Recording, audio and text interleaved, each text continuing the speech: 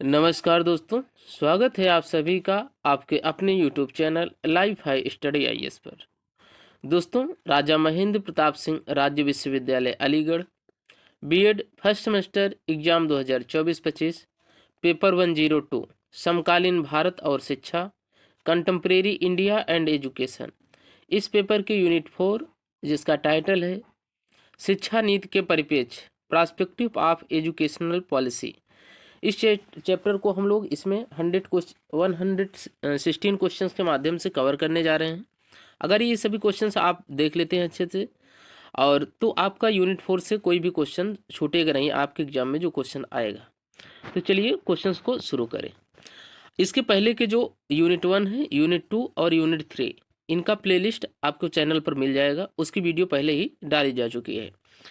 Questions को प्रारंभ करें उससे पहले आप लोगों को छोटा सा अनुरोध है, अगर आप लोग चैनल पर नए हैं तो चैनल को सब्सक्राइब कर लीजिए, वीडियो को लाइक कर दीजिए और अपने साथियों तक इसे शेयर करना ना भूलें। क्वेश्चन नंबर 1 है, राष्ट्रीय शैक्षिक अनुसंधान एवं प्रशिक्षण परिषद एनसीईआरटी की स्थापना हुई थी। ऑप्शन ए 1960 में, ऑप्शन बी 1961 में, ऑप्शन सी 1964 में, ऑप्शन डी 1966 में। तो इसका सही जवाब हो जाएगा ऑप्शन नंबर बी। जो एनसीईआरटी है उसकी स्थापना 1961 में की गई थी। क्वेश्चन नंबर 2 है, राष्ट्रीय पाठ्यचर्या की रूपरेखा बनाए जाने के लिए किस संस्था की जिम्मेदारी है। तो इसका सही जवाब हो जाएगा ऑप्शन नंबर सी। जो राष्ट्र आपका एनसीईआरटी है वह राष्ट्रीय पाठ्यचर्या की रूपरेखा को तैयार करती है आपकी एनसीईआरटी। तो इसका सही जवाब हो जाएगा ऑप्शन नंबर सी, एनसीईआरटी। दोस्तों, इसमें हम लोग थोड़ा तेज़ी के साथ देख रहे हैं क्वेश्चंस को, क्योंकि आप लोगों का एग्जाम नज़दीक है, ताकि आप लोगों का समय का बचत हो सके। क्वेश्चन नंबर 3 है, राष्ट्रीय ज्ञान आयोग के अध्यक्ष थे। तो इसका सही जवाब हो जाएगा option number B, Sam Pitroda जो है वो राष्ट्रीय ज्ञान आयोग के अध्यक्ष थे। इसको ध्यान रखना है, ये कई बार क्वेश्चन पूछा जा चुका है। क्वेश्चन नंबर 4, एक रिक्शा चालक का पुत्र संघर्ष करता है और एक इंजीनियर बन जाता है, यह एक उदाहरण है। तो इसका सही जवाब हो जाएगा ऑप्शन नंबर सी, सामाजिक सशक्तिकरण का। जब कोई गरीब तबका या पिछड़ा वर्ग का बालक जिसके पास बहुत सारी चीज़ों का अभाव रहता है और संघर्ष के माध्यम से वह किसी ऊंचे मुकाम को हासिल कर लेता है, तो वो सामाजिक सशक्तिकरण का उदाहरण माना जाता है। क्वेश्चन नंबर 5 है, श्री H.L. एल्विन किस समिति के सदस्य थे। तो इसका सही जवाब हो जाएगा ऑप्शन नंबर सी, राष्ट्रीय शिक्षा आयोग के जो सदस्य थे वो कौन थे, श्री H.L. एल्विन। इसको भी ध्यान रखना है। नेक्स्ट क्वेश्चन है क्वेश्चन नंबर 6, निम्नलिखित में से राष्ट्रीय शिक्षा आयोग के अध्ययन का क्षेत्र नहीं है। तो इसका सही जवाब हो जाएगा ऑप्शन नंबर डी, जो बजट है वो राष्ट्रीय शिक्षा आयोग के अध्ययन का क्षेत्र नहीं है, जबकि बजट जो है वो अर्थव्यवस्था के अंतर्गत आता है, जबकि स्कूली शिक्षा, उच्च शिक्षा और प्रौद्योगिकी शिक्षा जो टेक्निकल एजुकेशन है उसकी जो है कि जिम्मेदारी और उसके अंतर्गत ही जो है वो राष्ट्रीय शिक्षा आयोग कार्य करता है। राष्ट्रीय शिक्षा आयोग के अध्ययन का क्षेत्र जो है वो है विद्यालयी शिक्षा, उच्च शिक्षा, तकनीकी शिक्षा, कृषि शिक्षा, प्रौढ़ शिक्षा, विज्ञान शिक्षा और अनुसंधान, शिक्षक प्रशिक्षण और शिक्षक की स्थिति, छात्र कल्याण, नई तकनीकी और तरीके, जनशक्ति, शैक्षिक प्रशासन और शैक्षिक वित्त। इन सभी चीज़ों का जो है वो देखभाल और इसके क्षेत्र के अंतर्गत आता है। Next question, question number 7, Kothari आयोग की नियुक्ति का मुख्य उद्देश्य नहीं है। तो इसका सही जवाब हो जाएगा ऑप्शन नंबर डी, विद्यालयों में नामांकन में वृद्धि करना यह कोठारी आयोग की जो है कि नियुक्ति का मुख्य उद्देश्य नहीं था। कोठारी आयोग ने अपनी रिपोर्ट को 4 खंडों में प्रस्तुत किया था। राष्ट्रीय शिक्षा आयोग को अपनी रिपोर्ट प्रस्तुत करने में 2 वर्ष का समय लगा था, इसको भी ध्यान रखना है। राष्ट्रीय शिक्षा आयोग की जो रिपोर्ट है वो 692 पेजों में पृष्ठों में लिखी गई थी, इसको भी ध्यान रखना। नेक्स्ट क्वेश्चन, क्वेश्चन नंबर 8, यह कथन किसका है, मेरी यह हार्दिक इच्छा है कि आयोग शिक्षा के सभी पक्षों प्राथमिक, माध्यमिक, विश्वविद्यालय और तकनीकी की जांच करे और ऐसे सुझाव दे जिससे हमारी शिक्षा व्यवस्था को अपने सभी स्तरों पर उन्नत करने में सहायता मिले। तो इसका सही जवाब हो जाएगा option number A, doctor Sarvepalli Radhakrishnan का यह कथन था कि मेरी यह हार्दिक इच्छा है कि आयोग शिक्षा के सभी पक्षों जैसे प्राथमिक, माध्यमिक, विश्वविद्यालय और तकनीकी शिक्षा, इनकी जांच करे और ऐसे सुझाव दे जिससे हमारी शिक्षा व्यवस्था को अपने सभी स्तरों पर उन्नत करने में सहायता मिल सके। तो इसका ध्यान रखना है डॉक्टर सर्वपल्ली राधाकृष्णन।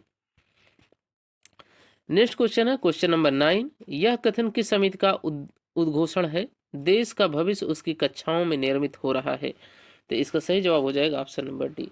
राष्ट्रीय शिक्षा आयोग का यह कथन है कि देश का भविष्य उसकी कक्षाओं में निर्मित हो रहा है। क्वेश्चन नंबर 10 है पंचसूत्री कार्यक्रम सुझाव किस आयोग में दिया गया था?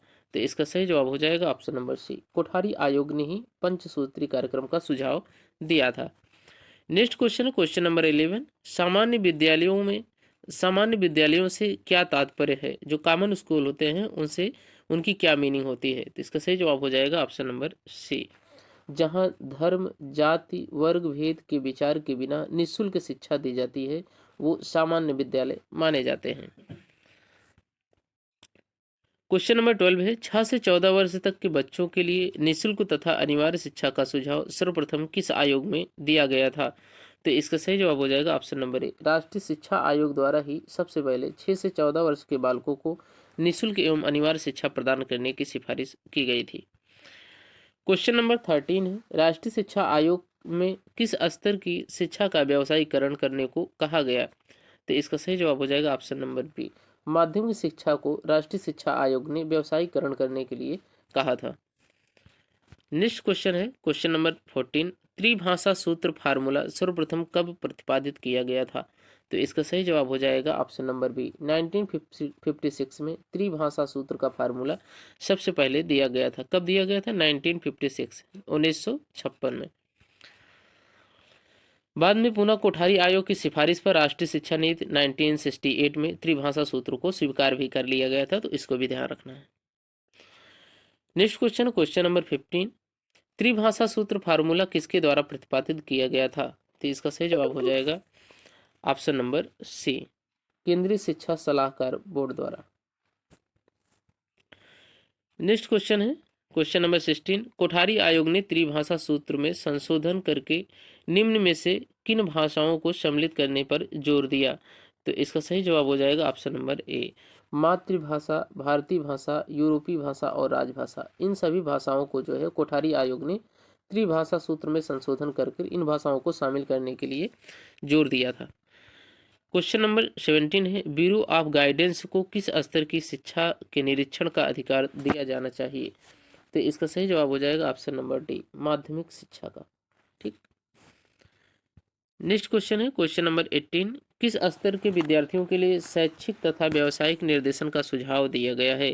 तो इसका सही जवाब हो जाएगा ऑप्शन नंबर बी। माध्यमिक शिक्षा का। ठीक। शैक्षिक और व्यावसायिक निर्देशन का जो सुझाव है वो माध्यमिक शिक्षा के बालकों के लिए दिया गया है। क्वेश्चन नंबर 19 है स्त्री शिक्षा की राष्ट्रीय समिति को अन्य किस नाम से संबोधित किया जाता है? तो इसका सही जवाब हो जाएगा option number A. Shrimati Hansa Mehta समिति को स्त्री शिक्षा की राष्ट्रीय समिति के नाम से भी जाना जाता है। तो इसको ध्यान रखिएगा। क्वेश्चन नंबर 20 है वरिष्ठ विश्वविद्यालयों की स्थापना का सुझाव किस आयोग ने दिया था? तो इसका सही जवाब हो जाएगा ऑप्शन नंबर डी। राष्ट्रीय शिक्षा आयोग 1964-66 ने वरिष्ठ विद्यालयों की स्थापना का सुझाव दिया था, सिफारिश की थी। नेक्स्ट क्वेश्चन है क्वेश्चन नंबर 21। किस सन में संशोधन करके ऑपरेशन ब्लैक बोर्ड के उच्च क्षेत्र को उच्च प्राथमिक विद्यालयों तक विस्तृत कर दिया गया? तो इसका सही जवाब हो जाएगा ऑप्शन नंबर बी। 1992 में। आप लोगों को कमेंट में जवाब देना है कि ऑपरेशन ब्लैक बोर्ड किस शिक्षा नीति के अंतर्गत लाया गया था। क्वेश्चन नंबर 22 है किस स्तर की शिक्षा को शिक्षा रूपी जीव की रीढ़ की हड्डी भी कहा जाता है? तो इसका सही जवाब हो जाएगा ऑप्शन नंबर ए। माध्यमिक शिक्षा को शिक्षा रूपी जीव की रीढ़ की हड्डी भी कहा जाता है। किसको? माध्यमिक शिक्षा को। इसको ध्यान रखना है। Question number 23। किस संस्था ने 1975 में the curriculum for the 10 year school नामक दस्तावेज तैयार किया था? तो इसका सही जवाब हो जाएगा ऑप्शन नंबर बी। एनसीईआरटी द्वारा 1975 में 1975 में the curriculum for the 10 year school ये जो है दस्तावेज डॉक्यूमेंट तैयार किया गया था। Question number 24। भारत में 3 प्रकार के माध्यमिक विद्यालय कौन कौन से हैं? तो इसका सही जवाब हो जाएगा ऑप्शन नंबर डी। राजकीय, स्थानीय परिषदों द्वारा संचालित विद्यालय, व्यक्तिगत संस्थाओं द्वारा संचालित विद्यालय, ये जो है आपके 3 प्रकार के माध्यमिक विद्यालय हैं भारत में। क्वेश्चन नंबर 25 है, भारतीय शिक्षा आयोग की नियुक्ति किस सन में हुई थी? तो इसका सही जवाब हो जाएगा ऑप्शन नंबर ए, 1882 में भारतीय शिक्षा आयोग की नियुक्ति की गई थी, 1882 में। भारत के तत्कालीन गवर्नर जनरल लॉर्ड रिपन ने सर विलियम हंटर की अध्यक्षता में 3 फरवरी 1882 को पहला भारतीय शिक्षा आयोग नियुक्त किया था। तो इसको भी ध्यान रखना है कि लॉर्ड रिपन ने जो है विलियम हंटर की अध्यक्षता में 1882 में पहला भारतीय शिक्षा आयोग नियुक्त किया था, इसको भी ध्यान रखना है। क्वेश्चन नंबर 26, भारतीय शिक्षा आयोग के अध्यक्ष कौन थे? तो इसका सही जवाब हो जाएगा option number A, sir William Hunter. Question number 27, संविधान के किस अनुच्छेद में मातृभाषा में शिक्षा सुविधा उपलब्ध कराने का प्रावधान है? तो इसका सही जवाब हो जाएगा ऑप्शन नंबर सी, अनुच्छेद 350 ए में यह उल्लेखित किया गया है कि जो बालक है उसे मातृभाषा में शिक्षा की सुविधा उपलब्ध कराने का जो है कि वो कोशिश की जानी चाहिए। संविधान के आर्टिकल 45 में 6 से 14 वर्ष के बालक बालिकाओं को अनिवार्य एवं निःशुल्क शिक्षा का प्रावधान किया गया था। नेक्स्ट क्वेश्चन है 28, विश्वविद्यालय शिक्षा आयोग का गठन कब हुआ था? तो इसका सही जवाब हो जाएगा ऑप्शन नंबर डी, 1948-49 में विश्वविद्यालय शिक्षा आयोग का गठन किया गया था। नेक्स्ट क्वेश्चन है क्वेश्चन नंबर 29, विश्वविद्यालय शिक्षा आयोग के अध्यक्ष कौन थे? तो इसका सही जवाब हो जाएगा option number A, Sarvepalli doctor Radhakrishnan जो है वो विश्वविद्यालय शिक्षा आयोग के अध्यक्ष थे, इसको ध्यान रखना है, Sarvepalli doctor Radhakrishnan. Question number 30 है, राष्ट्रीय शिक्षा आयोग का कार्यक्षेत्र क्या है? तो इसका सही जवाब हो जाएगा ऑप्शन नंबर डी, संपूर्ण शिक्षा जो है वो राष्ट्रीय शिक्षा आयोग का कार्यक्षेत्र है। क्या है? संपूर्ण शिक्षा। क्वेश्चन नंबर 31 है, राष्ट्रीय शिक्षा नीति 1968 में किस संरचना को स्वीकार किया गया था? तो इसका सही जवाब हो जाएगा ऑप्शन नंबर सी, जो राष्ट्रीय शिक्षा नीति 1968 है उसमें 10+2+3 जो है इस संरचना को स्वीकार किया गया था, अर्थात हाई स्कूल, फिर उसके बाद 2 साल के बाद 12th, उसके बाद ग्रेजुएशन, 10+2+3 इस जो है कॉन्सेप्ट को स्वीकार किया गया था। क्वेश्चन नंबर 32 है, राष्ट्रीय शिक्षा नीति 1968 में किस स्तर की शिक्षा को अनिवार्य करना प्रस्तावित किया गया था? तो इसका सही जवाब हो जाएगा ऑप्शन नंबर सी, माध्यमिक शिक्षा को अनिवार्य करने का प्रस्ताव रखा गया था राष्ट्रीय शिक्षा नीति 1968 में। क्वेश्चन नंबर 33 है, राष्ट्रीय शिक्षा नीति 1979 में प्रौढ़ शिक्षा को किस वरीयता क्रम में रखा गया था? तो इसका सही जवाब हो जाएगा ऑप्शन नंबर ए, द्वितीय जो है कि क्रम में प्रौढ़ शिक्षा को रखा गया था राष्ट्रीय शिक्षा नीति 1979 में। राष्ट्रीय शिक्षा नीति जो 1979 थी इसमें प्राथमिक शिक्षा को प्रथम वरीयता दी गई थी और प्रौढ़ शिक्षा को द्वितीय वरीयता दी गई थी, इसको ध्यान रखना। क्वेश्चन नंबर 34 है, राष्ट्रीय शिक्षा नीति में 1986 में प्राथमिक शिक्षा कक्षा 1 से 5 तक को कब तक सर्वसुलभ बनाने की घोषणा की गई थी? तो इसका सही जवाब हो जाएगा ऑप्शन नंबर ए, 1990 तक, 1990 तक। राष्ट्रीय शिक्षा नीति 1986 के अंतर्गत ये बात कही गई थी कि 1990 तक भारत में प्राथमिक शिक्षा को सर्वसुलभ कर लिया जाएगा। संशोधित राष्ट्रीय शिक्षा नीति 1986 में प्राथमिक शिक्षा को 2000 तक और उच्च प्राथमिक शिक्षा को 2005 तक सर्वसुलभ करने की घोषणा की गई थी, जो संशोधित राष्ट्रीय शिक्षा नीति थी। क्वेश्चन नंबर 35 है, भारत में ब्लैक बोर्ड योजना किस स्तर के विद्यालयों के सुधार हेतु बनाई गई थी? तो इसका सही जवाब हो जाएगा ऑप्शन नंबर ए, प्राथमिक विद्यालय में जो है वो सुधार के लिए ब्लैक बोर्ड योजना को तैयार किया गया था भारत सरकार के द्वारा। ब्लैक बोर्ड योजना जो थी वो उच्च प्राथमिक स्तर पर 1992 में लागू की गई और उच्च प्राथमिक स्कूलों को ब्लैक बोर्ड योजना के अंतर्गत 40,000 धनराशि दी जा रही है, तो इसको भी ध्यान रखना है।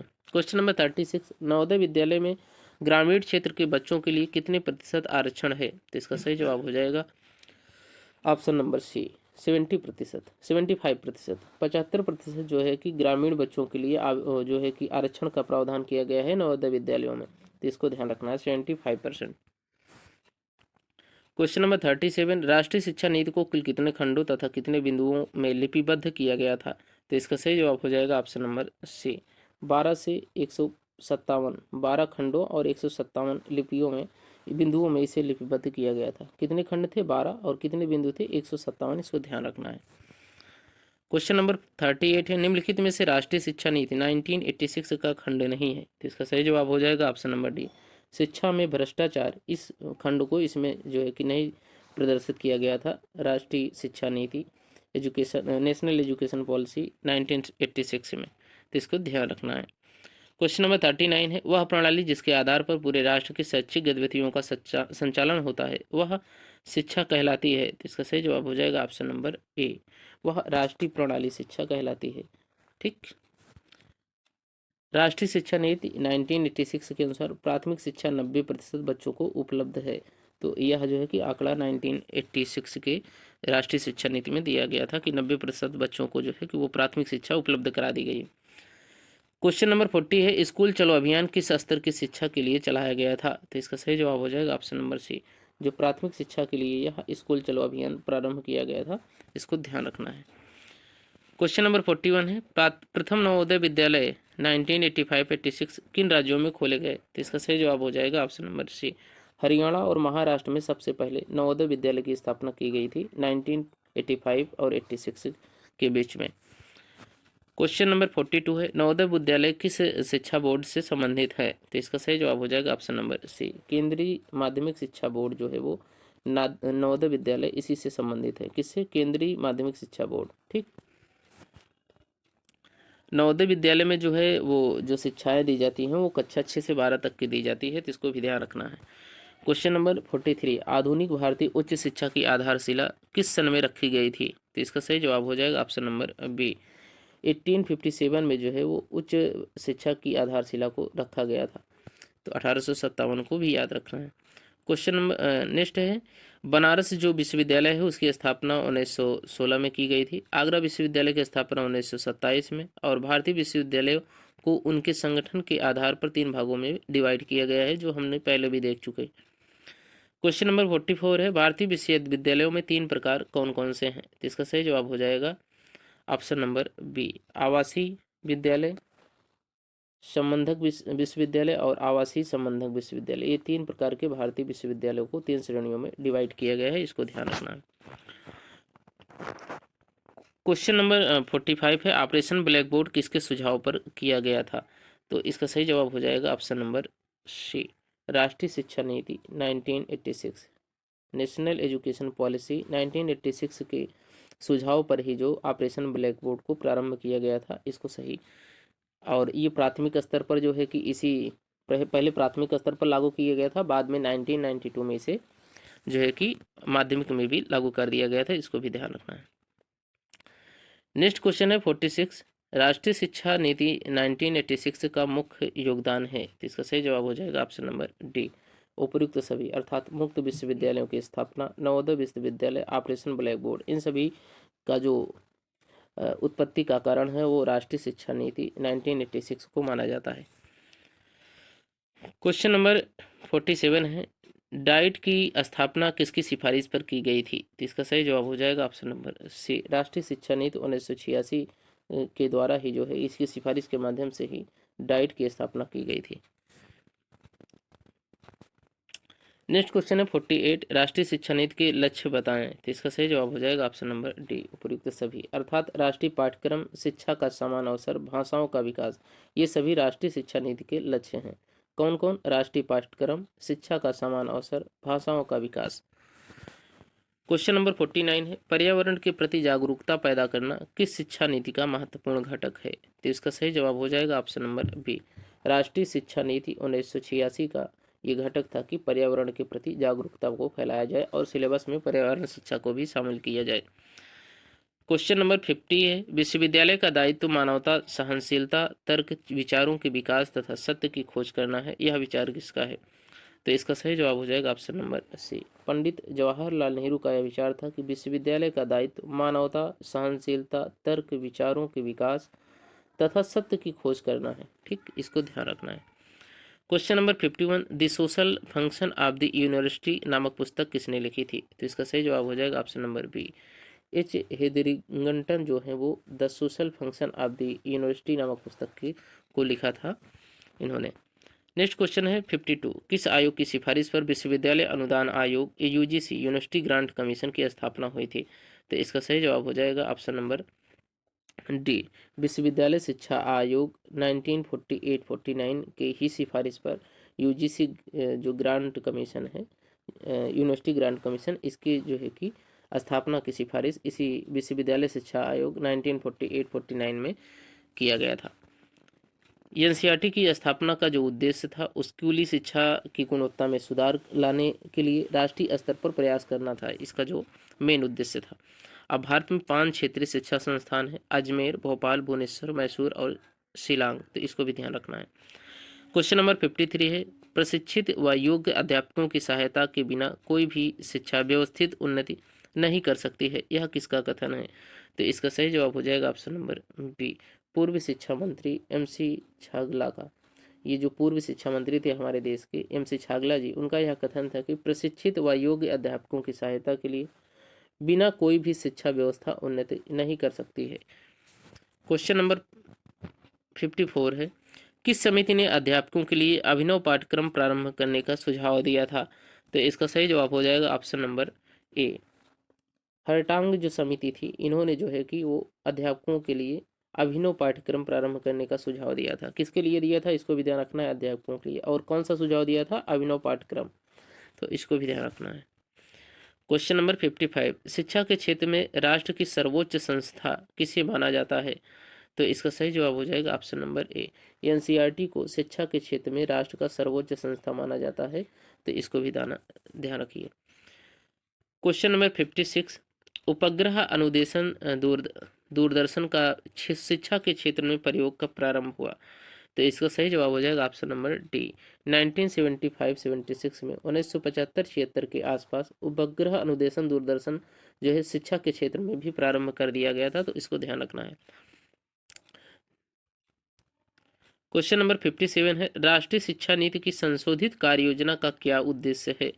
तो इसका सही जवाब हो जाएगा ऑप्शन नंबर बी, सन 2000 तक 14 वर्ष के बालक बालिकाओं के लिए अनिवार्य एवं निःशुल्क शिक्षा का प्रावधान कराना, उपलब्ध कराना, ये जो है कि राष्ट्रीय शिक्षा नीति में संशोधन का प्रमुख उद्देश्य था, तो इसको ध्यान रखना है। क्वेश्चन नंबर 58, निम्न में से कौन से कार्यक्रम सभी को शिक्षा उपलब्ध कराने से संबंधित हैं? तो इसका सही जवाब हो जाएगा ऑप्शन नंबर ए, जो सर्व शिक्षा अभियान है, यह जो है कि सभी को शिक्षा उपलब्ध कराने से संबंधित है, सर्व शिक्षा अभियान। क्वेश्चन नंबर 59 है, आचार्य राममूर्ति समिति ने शिक्षा के क्षेत्र में क्या विचार दिया था? तो इसका सही जवाब हो जाएगा ऑप्शन नंबर ए, शिक्षा का सार्वजनिकरण किया जाए, यह जो है कि विचार आचार्य राममूर्ति समिति ने प्रस्तुत की थी, शिक्षा के सार्वजनिकरण का। क्वेश्चन नंबर 60 है, शिक्षा के सार्वजनिकरण की संकल्पना में शिक्षा को राष्ट्रीय विकास से संबंध करने का विचार किसका था? तो इसका सही जवाब हो जाएगा ऑप्शन नंबर सी, JP नायक का। क्वेश्चन नंबर 61 है, शिक्षा के लोक व्यापीकरण पर जोर दिया, अर्थात शिक्षा के सार्वजनिकरण पर जोर दिया, तो इसका सही जवाब हो जाएगा ऑप्शन नंबर बी, राष्ट्रीय शिक्षा नीति ने, तो इसको भी ध्यान रखना है। क्वेश्चन नंबर 62 है, शिक्षा के सार्वजनिकरण में कौन सी बाधा है? तो इसका सही जवाब हो जाएगा ऑप्शन नंबर डी, उपयुक्त सभी, अर्थात रटने पर बल देना, सैद्धांतिक पाठ्यक्रम, व्यवसाय शून्य शिक्षा, ये सभी जो है कि सार्वजनिक शिक्षा के सार्वजनिकरण में बाधा के रूप में उत्पन्न हुए हैं, तो इसको ध्यान रखना है। क्वेश्चन नंबर 63, प्राथमिक शिक्षा के पाठ्यक्रम संबंधी त्रुटियों को दूर करने हेतु सिफारिश किसने की थी? तो इसका सही जवाब हो जाएगा ऑप्शन नंबर बी, एनसीईआरटी द्वारा जो है प्राथमिक शिक्षा के जो पाठ्यक्रम है, सिलेबस है, उसमें जो त्रुटियां हैं उसको दूर करने की सिफारिश की गई थी एनसीईआरटी के माध्यम से, इसको ध्यान रखना है। क्वेश्चन नंबर 64, प्राथमिक शिक्षा में सुधार हेतु एनसीईआरटी द्वारा की गई सिफारिश कौन सी थी?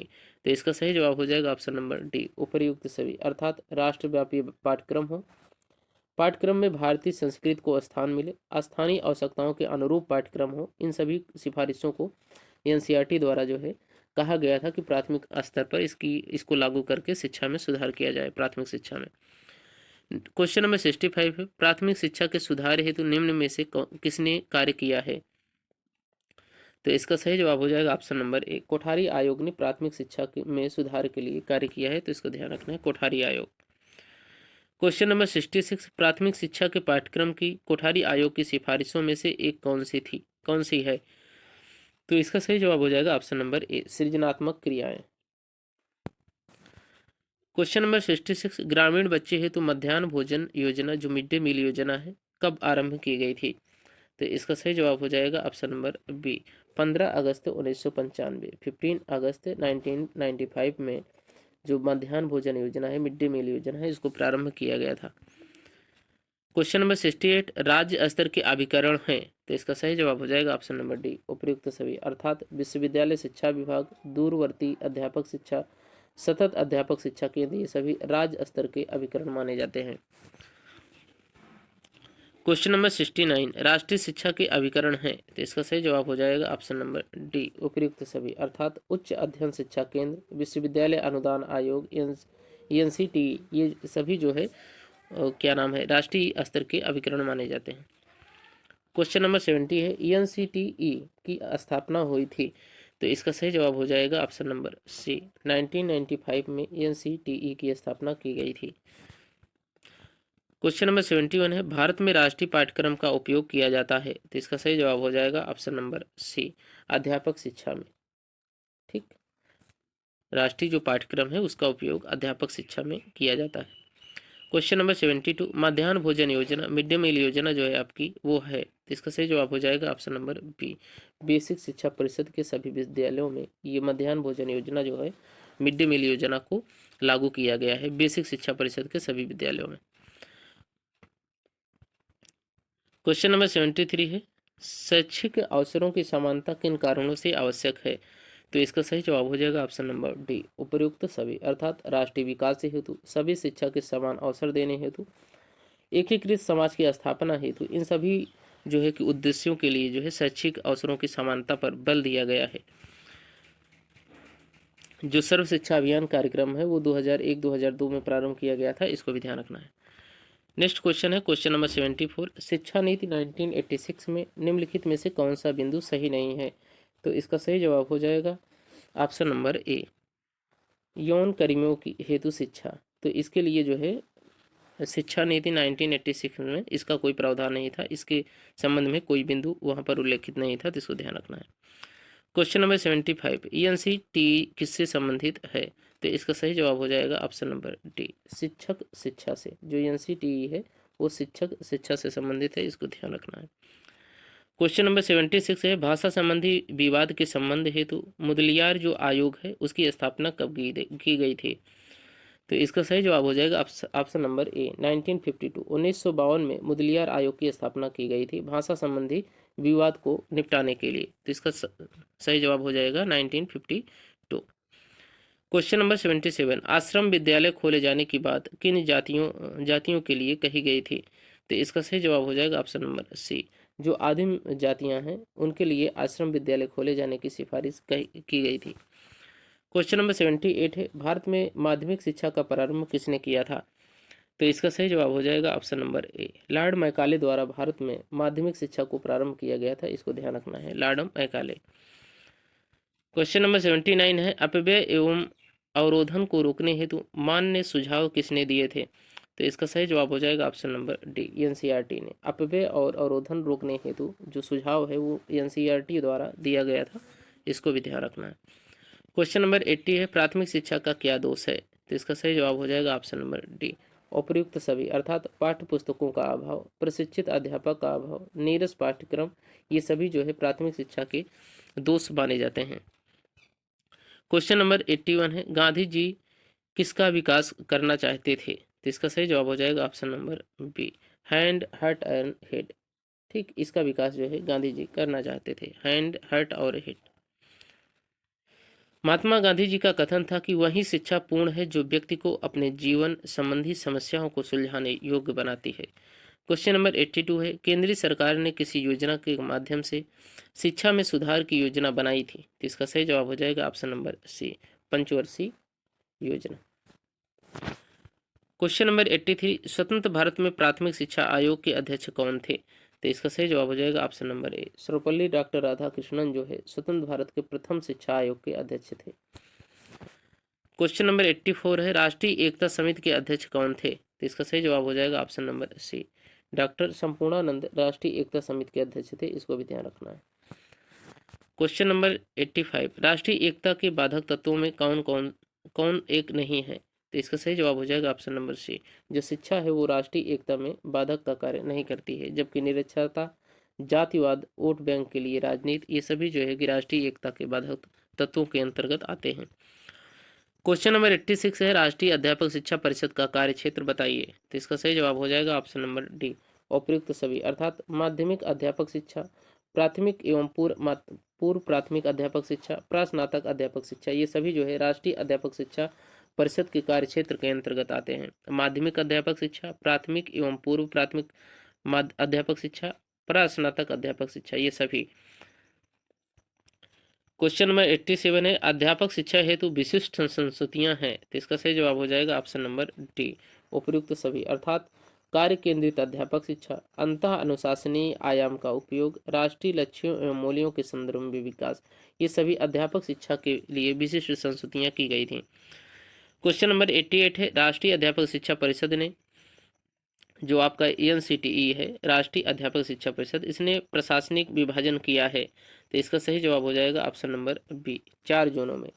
राष्ट्रीय अध्यापक शिक्षा परिषद जो NCTE है, इसका जो है कि प्रशासनिक विभाजन 4 जोनों में किया गया है।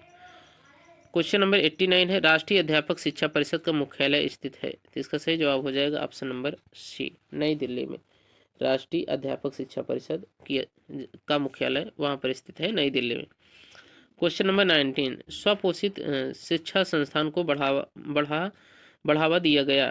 तो इसका सही जवाब हो जाएगा ऑप्शन नंबर डी, राष्ट्रीय प्रशिक्षण अनुसंधान शिक्षा परिषद द्वारा जो है स्वपोषित शिक्षा संस्थानों को बढ़ावा दिया गया है। क्वेश्चन नंबर 91 है, राष्ट्रीय अध्यापक शिक्षा परिषद का योगदान है। तो इसका सही जवाब हो जाएगा ऑप्शन नंबर डी, उपयुक्त सभी, अर्थात अध्यापक शिक्षा का स्पष्टीकरण, राष्ट्रीयकरण, अध्यापक शिक्षा राष्ट्रीय पाठ्यक्रम विकसित किया, स्वपोषित अध्यापक शिक्षा संस्थाओं की मान्यता दी। तो ये जो है कि राष्ट्रीय अध्यापक शिक्षा परिषद का योगदान है, NCTE का योगदान है। क्वेश्चन नंबर 92 है, विश्वविद्यालय अनुदान आयोग का गठन हुआ। तो इसका सही जवाब हो जाएगा ऑप्शन नंबर ए, 1954-56 में विश्वविद्यालय अनुदान आयोग UGC, यूनिवर्सिटी ग्रांट कमीशन का गठन किया गया था 1954-56 में। क्वेश्चन नंबर 93 है, भारत देश में सबसे पहली शिक्षा नीति किसके द्वारा 1968 में शुरू की गई थी। तो इसका सही जवाब हो जाएगा option number A, Indira Gandhi के द्वारा जो है सबसे पहले 1968 में भारत की सबसे पहली शिक्षा नीति जो है वो प्रारंभ की गई थी। तो उसका भी ध्यान रखना है। 94 है क्वेश्चन नंबर, राष्ट्रीय शिक्षा नीति 2020 के अनुसार किस पाठ्यक्रम को बंद कर दिया जाएगा। तो इसका सही जवाब हो जाएगा ऑप्शन नंबर सी, MPhil की जो उपाधि दी जाती है अभी विश्वविद्यालयों में, तो उसको न्यू एजुकेशन पॉलिसी जो 2020 है उसके अनुसार जो है कि इस पाठ्यक्रम को बंद करने की सिफारिश की गई है।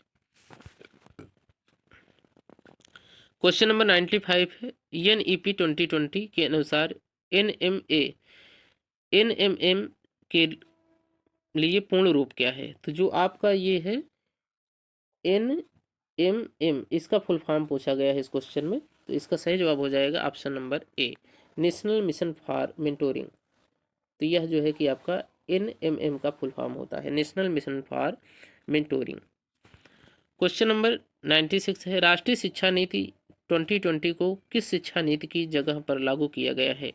तो इसका सही जवाब हो जाएगा ऑप्शन नंबर ए, राष्ट्रीय शिक्षा नीति 1986, जो आपकी नेशनल एजुकेशन पॉलिसी 1986 थी, उसके स्थान पर अब न्यू एजुकेशन पॉलिसी 2020 को लागू किया गया है। तो इसको भी ध्यान रखना है कि इसने 1986 के राष्ट्रीय शिक्षा नीति को प्रस्तावित किया है राष्ट्रीय शिक्षा नीति 2020 ने। क्वेश्चन नंबर 97 है, निम्न में से कौन राष्ट्रीय शिक्षा नीति 2020 के उद्देश्य हैं। तो इसका सही जवाब हो जाएगा ऑप्शन नंबर डी, उपयुक्त सभी, अर्थात 2030 तक स्कूली शिक्षा को 100% करना, पूर्व विद्यालय से माध्यमिक स्तर तक शिक्षा का सार्वभौमिकरण करना, स्कूली शिक्षा में 2 करोड़ को मुख्य धारा में वापस लाना। जो स्कूली बच्चे हैं उनको, उनकी संख्या जो है वो 2 करोड़ तक जो है कि उनको मुख्य धारा में लाना है, जो अभी स्कूली शिक्षा से वंचित रह गए हैं। क्वेश्चन नंबर 98 है, नई शिक्षा नीति 2020 को किस बिल के तहत जारी किया गया है। तो इसका सही जवाब हो जाएगा ऑप्शन नंबर बी, NHEB जो बिल है इसके तहत जो है कि राष्ट्रीय शिक्षा नीति जो 2020 है उसको जारी किया गया है। क्वेश्चन नंबर 99 है, भारत में नई शिक्षा नीति 2020 को कैबिनेट की मंजूरी कब मिली। तो इसका सही जवाब हो जाएगा ऑप्शन नंबर डी, 29 जुलाई 2020 को जो न्यू एजुकेशन पॉलिसी 2020 है उसको कैबिनेट से मंजूरी जो है वो 29 जुलाई 2020 को मिली थी, तो इसको भी ध्यान रखना है। क्वेश्चन नंबर 100 है, कितने वर्षों के बाद भारत में नई शिक्षा नीति 2020 की घोषणा की गई है? तो इसका सही जवाब हो जाएगा ऑप्शन नंबर ए, 34 वर्षों के बाद जो है कि भारत में नई शिक्षा नीति की घोषणा की गई है। क्वेश्चन नंबर 101 है, मानव संसाधन विकास मंत्रालय का नाम बदलकर क्या रखा गया है? तो इसका सही जवाब हो जाएगा ऑप्शन नंबर सी, शिक्षा मंत्रालय। जो मानव संसाधन विकास मंत्रालय था इसका नाम बदलकर अब शिक्षा मंत्रालय रख दिया गया है, इसको भी ध्यान रखना है। क्वेश्चन नंबर 102, नई राष्ट्रीय शिक्षा नीति 2020 को लागू करने वाला भारत का पहला राज्य कौन होगा? तो इसका सही जवाब हो जाएगा ऑप्शन नंबर ए, कर्नाटक जो है वो न्यू एजुकेशन पॉलिसी 2022 को लागू करने वाला पहला राज्य बन चुका है। क्वेश्चन नंबर 103 है, स्कूल पाठ्यक्रम के 10+2 पैटर्न के स्थान पर अब कौन सा पैटर्न होगा? तो इसका सही जवाब हो जाएगा ऑप्शन नंबर डी, 5+3+3+4। यह पैटर्न जो है न्यू एजुकेशन पॉलिसी के अंतर्गत लाया गया है। 5+3+3+4, अब 10+2 के पैटर्न को समाप्त कर दिया गया है। Question number 104, new education policy 2020 का लक्ष्य किस वर्ष तक 3 से 18 आयु वर्ग के प्रत्येक बच्चे को गुणवत्ता एवं समावेशी शिक्षा प्रदान करना है? तो इसका सही जवाब हो जाएगा ऑप्शन नंबर सी, यह लक्ष्य जो है कि 2030 तक रखा गया है कि 3 से 18 आयु वर्ग के प्रत्येक बच्चों को गुणवत्ता और समावेशी शिक्षा प्रदान की जाएगी। राष्ट्रीय शिक्षा नीति 2020 के अंतर्गत 2030 तक इसको लक्ष्य बनाया गया है। क्वेश्चन नंबर 105, किस वर्ष तक स्कूली शिक्षा में 100% GER के साथ माध्यमिक स्तर पर एजुकेशन फॉर आल का लक्ष्य रखा गया है? तो इसका सही जवाब हो जाएगा ऑप्शन नंबर सी, 2030 तक। ये जो लक्ष्य रखा गया है, जो 100% GER के माध्यम से एजुकेशन फॉर आल का जो लक्ष्य रखा गया है वो 2030 तक रखा गया है, तो इसको ध्यान रखना है।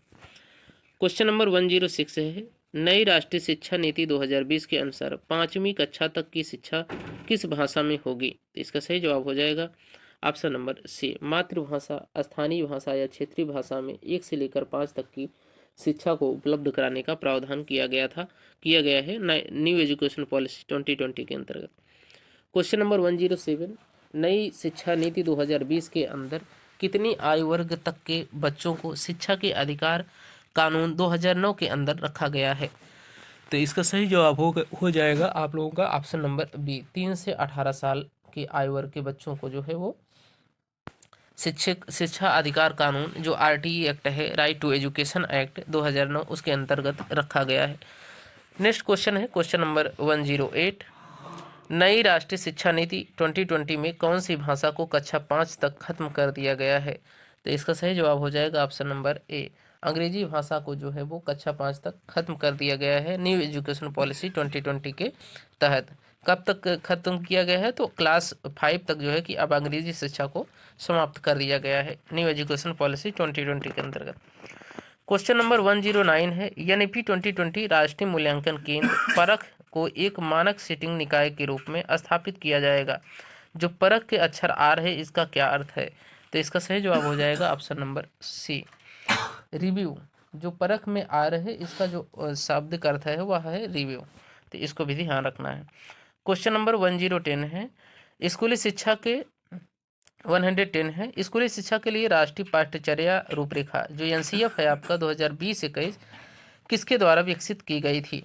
तो इसका सही जवाब हो जाएगा ऑप्शन नंबर ए, यह NCERT द्वारा NCF जो है वो 2021 को विकसित किया गया था NCERT के माध्यम से। क्वेश्चन नंबर 111, स्कूलों में व्यावसायिक शिक्षा किस ग्रेड से शुरू होगी जिससे इंटर्नशिप भी शामिल होगी? तो इसका सही जवाब हो जाएगा ऑप्शन नंबर डी, ग्रेड 6 में। क्वेश्चन नंबर 112 है, NEP 2020 के अनुसार मातृभाषा या क्षेत्रीय भाषा में कम से कम कक्षा तक पढ़ाना किस ग्रेड के अंतर्गत आएगा? तो इसका सही जवाब हो जाएगा ऑप्शन नंबर बी, ग्रेड 5 तक। क्वेश्चन नंबर 113 है, भारत का पहला रक्षा विश्वविद्यालय किस राज्य में है? तो इसका सही जवाब हो जाएगा ऑप्शन नंबर ए, हरियाणा में। जो भारत का पहला रक्षा विश्वविद्यालय है वह जो है कि हरियाणा में स्थित है, इसको ध्यान रखना है। क्वेश्चन नंबर 114, भारत का पहला आभासी विश्वविद्यालय कहाँ स्थापित हुआ?